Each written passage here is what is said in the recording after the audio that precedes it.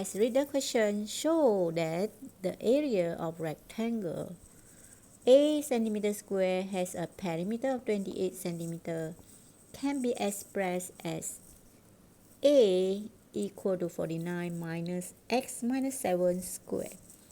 So when we see question like this, we follow the question, we sketch out rectangle area is A and perimeter, okay, 28. So we know that we are not given any of the measurement, so we can only use unknown. So perimeter will be 2x plus 2y equal to 28. So area is something in terms of x.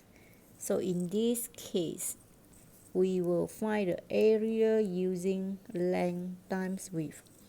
From here, we will simplify. Divide by 2 become 14, so we express y in terms of x. So this is 1 and substitute into 2. Follow the answer there. So we will express A in terms of x like this. But the shape is not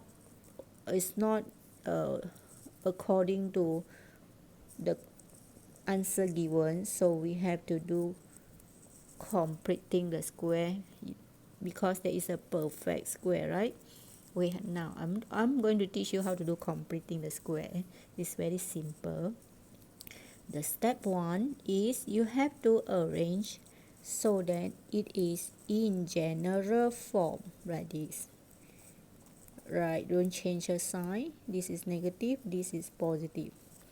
Step 2, you must make sure. Step 1 is general form. Step 2, A must be 1. So factorize the negative, so it becomes negative 14x. Step 3, identify what is the half of the B. What is the half of the B? The half of the B is the number beside the x. Is negative 14 over 2, which is negative 7. Now you just copy the whole thing, but you just have to add in negative 7. After you add in, immediately you minus out. Okay, behind we don't have any more, so we just stop there. Because sometimes here we got plus with something number, right? Here don't have, so it looks easy. So you just keep on simplify this 3-in-1 coffee, alright, will become a perfect square. Remember, 3-in-1 coffee. So you just take one of these, put inside, join this thing. When you expand, you should be able to get this 3, right? That is called completing the square. Alright, so this one, be very careful, this is minus and this one is square, so we have to square first. So it's still minus, okay, because a square, a negative number, is a positive.